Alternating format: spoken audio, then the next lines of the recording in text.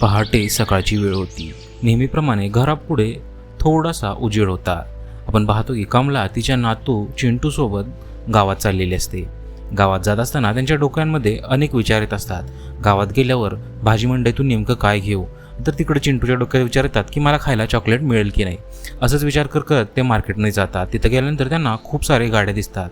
Fast फूडचे, चमचमीत पदार्थांचे खूप सारे गाडे, भाजी विकणारे लोक, सगळं काही बघून चिंटूचं मन जातं एका गाड्यावरती. तिथे एक माणूस अंड्याचं ऑमलेट विकत असतो. तो ऑमलेट भुर्जी इतकी मस्त बनवत असतो की बघल त्याला ते खायची इच्छाच व्हावी. तर तो आजीला म्हणतो, आजी आजी मला ऑमलेट घेऊन दे ना, बघ ना तो किती छान ऑमलेट बनवतोय, प्लीज आजी. असं म्हणताच कमला त्याला म्हणते, अरे बाळा तेवढंच का, थांब त्याला विचारून येते, बघू तरी कसं आहे ते. नंतर ती त्याच्याकडे जाऊन त्याला विचारते, अरे बाबा ऑमलेट कसं दिलं सांग आम्हाला. त्यावर तो म्हणतो, एक ऑमलेट 50 रुपयाला, 2 ऑमलेट 200ला, सांगा किती प्लेट लावू. आता हे कळता तिच्या डोक्याची शीर सरकते. ती म्हणते, तुझी कोंबडी काय विदेशातून आणलेली आहे का सोन्याची अंडा देणारी कोंबडी आहे. त्यावरती तो फिस काढतो म्हणतो, ए म्हातारडे, घ्यायची लायकी नाही तुमची, भिकारड्यांनो कशाला येता इथं तुम्ही, नाही मिळणार ऑमलेट वगैरे, चल निघा इथनं. त्यावरती त्या दोघांमध्ये वादावाद सुरू होते. आता हे वादावाद पाहताच तो हसत हसत तिला बरंच काही घाणसहान बोलत असतो की तिची परिस्थिती नाही आणि तिनं येऊ नये. म्हातारड्या लोकांना पैसे नसतात पण खायची आस खूप जास्त. असं बरंच काही बोलल्यानंतर तिकडून तिला वाईट वाटतं. ती स्वतःच्या नातवाला जवळ घेते आणि तो मात्र स्वतःचं काम करू लागतो. घरी जाताना ती त्याला समजावून सांगते, हे बघ चिंटू, आता आपल्याला जे काय घडलं ते घरी सांगायचं नाही, तुझ्यासाठी मी गेलते ना ऑमलेट घ्यायला. तर तो म्हणतो, हो आजी. घरी आल्यानंतर तिकडून विद्या विचारते, काय झालं, तुम्हाला एवढा उशीर का झाला मार्केटमधून यायला. त्यावरती ते दोघं तिला काहीच सांगत नाहीत. कमला म्हणते, काही नाही असंच, आणि तिथून निघून जाते. तिला शंका येते. ती म्हणते, चिंटू खरं खरं सांग, तिथे काय झालं होतं मार्केटमध्ये. तर चिंटू काहीच न सांगता तिथून मी खेळायला चाललो असं म्हणून निघून जातो. हे विचारात पडते, नक्कीच काहीतरी मार्केटमध्ये झालं असणार आहे, त्यामुळेच हे दोघं असं वागतायत, मला याचा शोध घ्यायला हवा. आणि विचारात पडते. त्यांच्या मागं निघून गेले असते स्वतःची कामं करण्यासाठी, पण तिच्या मनात ते काही राहत नाही. इकडं चिंटू मात्र उड्या मारत असतो. त्यावरती ती म्हणते, खिडकीतून त्याला पाहून म्हणते, हा एवढा हसत खेळत आहे पण मागाशी तर खूप दुःखी होता ना. बाहेर कमला आज तिच्यासोबत जे काही घडलं त्याचा विचार करून दुःखी झाली असते. तिला पाहून कुठं ना कुठं चिंटूलाही दुःख होत असतं. ती म्हणते, अरे देवा, माझ्या म्हातारीच्या नशिबातच का रे. नंतर हे दोघं आजी आणि नातू घरात येऊन खायला लागतात. पण चिंटू मात्र त्याच विचारात असतो की आजीसोबत आज जे काही झालं ते खूप जास्त वाईट झालं. आजी त्याला समजावून सांगते, अरे चिंटू एवढा विचार करायचा नाही, जगामध्ये नाना प्रकारची लोक असतात, काही काही वाईटही असतात, काही काही चांगलेही असतात. असं म्हणताच चिंटूला तिचं पटतं. तो म्हणतो, ठीक आहे आजी, आणि तिच्या समजवल्यानंतर तो जेवण करायलाही तयार होतो. ती त्याला समजावून सांगते, दोघंजण जेवण करतात. रात्रीच्या वेळी आपण पाहतो की घराच्या बाहेर पाऊस पडायला सुरुवात झालेली असते. घरामध्ये यांचं कुटुंब, रात्रीचा वेळ असतो आणि सगळेजण जेवायला बसलेले असतात. नेहमीप्रमाणे कमला तिच्या विचारात असते की काय झालं असेल, माझ्या स्वतःचं असं वाईट का झालं, आणि विचार करतच खात असते. तेवढ्यात चिंटू ओरडतो, म्हणतो, मला नाही खायचे हे रेशनचे तांदूळ आणि डाळ, तुम्ही सारखं सारखं मला हेच खाऊ घालता, मला वैताग आलाय तुमचा. चिंटूचे हे शब्द ऐकून सगळ्यांनाच घरात खूप जास्त दुःख होतं. तर तिकडून त्याची आई विद्या त्याला समजावून सांगते, जास्त नाटक करू नकोस, जरा काय झालं की हे खायचं नाही ते खायचं नाही, जे मिळतं ते खा, त्याची कदर करायला शिक. तेवढ्यात त्याची आजी ओरडते, सुनबाई असं बोलतात का लहान मुलांशी. ए चिंटू, काळजी करू नको, मी तुझ्यासाठी उद्या काहीतरी तयारी करते, तुझ्यासाठी उद्या काहीतरी चांगलं बनेन. तो म्हणतो, खरंच आजी, माझ्यासाठी चांगलं असेल उद्या काहीतरी, ऑमलेट असणार का. आता ऑमलेटचं नाव ऐकताच आजीलाही वाईट वाटू लागतं. ती म्हणते मनातल्या मनात, याला काय सांगू मी, आता हा बडबडतोय पण मला. तिकडून विद्या समजावून सांगते, अरे चिंटू, समजून घेण्याचा प्रयत्न कर, आपल्या घरची परिस्थिती काय बघ. तर त्यावरती कमला म्हणते, ठीक आहे, मी किशोरला सांगून अंडी आणायला लावते, तू काळजी करू नको. आता किशोरकडे बोलण्याशिवाय काही पर्याय नसतो. ती म्हणते, किशोर, आज येताना अंडी घेऊन ये, आपल्याला अंड्याचं ऑमलेट करायचं आहे, कळतंय ना. आणि घरी सगळ्यांना सांगून ठेवते. तर किशोर म्हणतो, ठीक आहे, अरे मी आणेन अंडे, तू खाऊन घे आता. तर पाऊस सुरू असतो आणि तो पाऊस आज थांबायचा नावही घेत नसतो. दुसरीकडे दिवस उगवतो. सकाळी सकाळी तो कामाला शिवाय देत निघत जातो की नेहमीप्रमाणे पावसातच मला काम करावं लागेल. तिकडं जाऊन फुलगोबी काढायचं काम, शेतात कटाई छटाई सगळी कामं करत तो घरी निघतो. घरी येता येता तो पाहतो की लालाच्या दुकानावरती तो मात्र अंड्याची मस्त बिर्याणी खात बसलाय. आणि त्याच्या हातामध्ये मात्र फक्त 100 रुपये असतात. आता त्या 100 रुपयामध्ये त्यानं नेमकं काय घ्यावं आणि काय करावं हे त्याला समजत नसतं. तो म्हणतो, आता ह्याच्यामध्ये सगळं आलं तर देवच पावला, अंडी नाही आली तर काही खरं नाही आमचं, तेल मसाले सगळंच घ्यायचं आहे मला, हे देवा वाचव मला. आणि असं म्हणत तो लालाच्या दुकानाकडे निघून जातो. पुढं गेल्यानंतर रस्त्यात मात्र त्याच्या मनात तेच विचार असतात. लालाला म्हणतो, लाला ह्या 100 रुपयामध्ये तेल मसाले अंडी तांदूळ रेशन सगळं द्या, कमीत कमी डाळ तांदूळ तर द्या, आम्हाला खायला तेवढंच पाहिजे. आता लाला हे ऐकताच तो भडकतो. तो म्हणतो, अरे भिकारड्या, यात तुला रेशन बी पाहिजे, 100 रुपयामध्ये अंडी पण पाहिजेत, ते काय नाही, भेटते तेवढं फुकटचं रेशन घेऊन खात जगतोय ना, हे डाळ तांदूळ आज माझ्याकडून घे विकत आणि जा, अंडी बिंडी काय मिळणार नाहीत, एक अंड 10 रुपयाला आहे, आला मोठा अंडी खायला, ही गपचूप तुझी कॅरी बॅग भरतोय घे. इकडून किशोरचे डोळे भरून येतात आणि त्याच्याकडे काही उपाय नसतो. तो म्हणतो, ठीक आहे द्या, आणि ती कॅरी बॅग घेऊन घराकडे निघून जाऊ लागतो.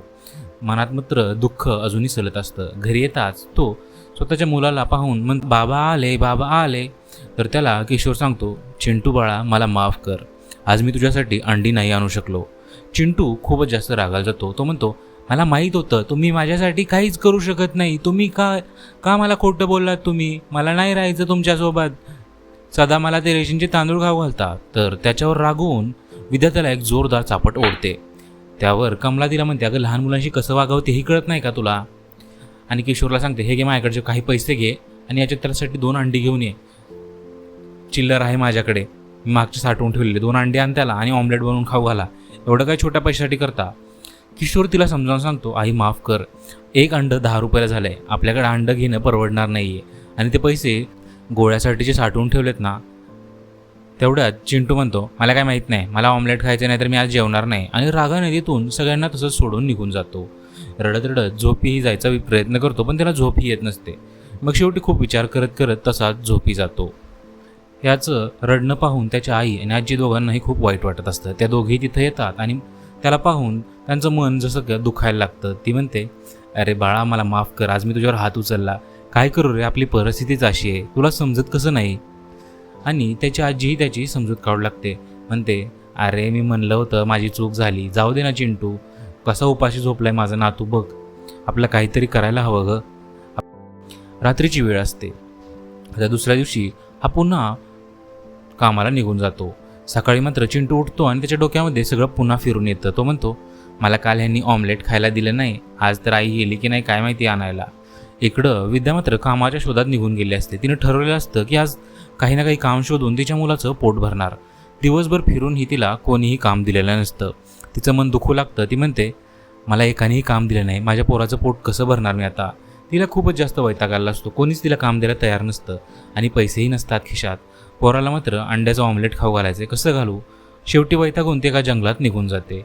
रुसून एका झाडाखाली बसते, देवाला म्हणत, हे देवा, माझ्या नशिबाचं काय भोग होते रे ते, असं तू मला ताप देतोयस. अचानक तिला एका कोंबडीचा आवाज येतो. आवाज येतोय आणि जाऊन पाहते तर काय, तर एक कोंबडी तिथं रक्ताने बंबाळ असते. तिच्या पंखांना खूप जास्त लागलेलं असतं, जणू का कोणत्या गावठी जनावराने पकडलं असतं, आणि ती वाचून आली आहे. ती म्हणते, हिला काहीतरी करावं लागेल, हिला वाचवावं लागेल मला, आणि त्या कोंबडीला वाचवण्यासाठी स्वतःजवळ घेण्याचा विचार करते. नंतर मग ती त्या कोंबडीला उचलते आणि थेट घरी जायला निघून जाते. ती म्हणते, हिला मी वाचवणार आणि नीट करूनच माघारी सोडेन हिला. कोंबडी ही अलगदपणे तिच्या हातात बसते. मग ती त्या कोंबडीला घेऊन घराकडे निघून जाते. घरी येताच ती तिला मलमपट्टी करू लागते. चिंटूनेही हे सगळं पाहिलेलं असतं. तो रात्री विचार करत करत आनंदाने झोपतो. अरे वा. तर तो म्हणतो, आई आई, मला हे कोंबडीला हात लावू दे ना, काय करेल का ती मला. तर त्यावरती ती त्याला रागवते. म्हणते, विद्या, नाही रे बाळा, तिला खूप लागलंय, तिला हात लावू नको आत्ता, तिला एकटं राहू दे, तिला नीट व्हायची खूप जास्त गरज आहे. चिंटू थोडासा उदास होतो, पण मनामध्ये एक आनंदी असतो की कदाचित ह्या कोंबडीच्या अंड्याने आपल्याला ऑमलेट खायला मिळेल, आणि तो मनातल्या मनातच खूप खुश होत असतो. नंतर सासू कमला विचारते, काय ग सुनबाई, एवढा वेळ लागला का तुला, काय काम मिळालं की नाही तुला. आता हे सगळं विचारल्यावरती सांगते की आई माफ करा, काम तरी नाही मिळालं, पण एक रस्त्यात कोंबडी सापडली होती, तिच्या पंखांना खूप रक्त येते, मी तिला मलमपट्टी लावून घरात ठेवलंय. आता हे ऐकताच तिनंही आनंदाने म्हणते, असू दे, चांगलं काम केलं सुनबाई तू, एखाद्या मुक्या जनावराला त्रास होऊ न दे, आणि तिला शाबासकीही देते. नंतर चिंटूही तिच्याजवळ येतो म्हणतो, आई, आपल्याला ती कोंबडी कोणी पाठवली, देवबाप्पाने पाठवली का ती कोंबडी. आणि ती म्हणते, हो रे बाळा, माझं किती गोंडस बाळ आहे, मनातल्या मनात म्हणत त्याला हात कुरवाळू लागते. संध्याकाळी कमलाही जाऊन त्या कोंबडीला हात फिरवू लागते. नंतर घरी आल्यानंतर किशोरला पूर्ण घडला प्रकार कळतो की घरामध्ये काय घडलंय. इकडून कमला तिला खायला तांदळाचे दाणे टाकते. चिंटून तिला कुरवाळतो आणि त्या कोंबडीचे सगळेजण घरातले लाड करू लागतात. जणू का त्यांना वाटतं की आता त्या कोंबडीमुळे त्यांना खायचा प्रश्न सुटला. इकडून विद्या विचार करते, अरे ह्यांना कसं सांगू, ती कोंबडी एकतर अंडी दिवसातून एकच देईल, त्या एका अंड्यातून काय पोट भरणार आहे कुणाचं, आणि कसे ऑमलेट बनणार आहे मी, आणि एका अंड्याचं किती जणांना द्यायचं. इकडून चिंटू ओरडू लागतो, मामी मामी सगळेजण बाहेर या, आजी पप्पा सगळेजण बाहेर या. तर सगळेजण तिथं जमा होतात.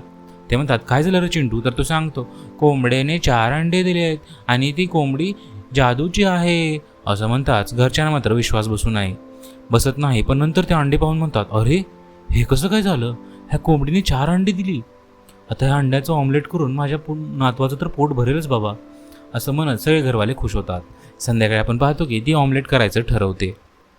बाहेर मुसळधार पाऊस असतो, तर घरामध्ये यांचा अंड्याचा बेत चालू असतो. आता ऑमलेट करून ती म्हणते, पण ह्या 4 ऑमलेटमध्ये 2 माणसांचं भागेल, सगळ्यांसाठी काय करू मी. पण आपण पाहतो की तेवढ्यात ती पाहते त्या कोंबडीने रात्रीही 4 अंडी दिली असतात. जणू काही जादूची कोंबडी त्यांच्या घरी एक वरदान म्हणूनच आले असते. ती देवाचं आभार मानते, म्हणते, देवा, तू कोंबडी आमच्यासाठीच पाठवलीस, मला माहिती आहे. रात्री सगळेजण ऑमलेट खाऊ लागतात आणि खूपच जास्त आनंदी होतात. चिंटू ओरडतो, म्हणतो, मामी मामी ऑमलेट खूपच छान झालेलं आहे, टेस्टी. तिची सासू आणि तिचा नवराही तिचं कौतुक करू लागतात. म्हणतात, ह्या कोंबडीनं आपलं आयुष्य सुधारलं बघ. आणि तिकडून तिला खूप जास्त आनंद होतो.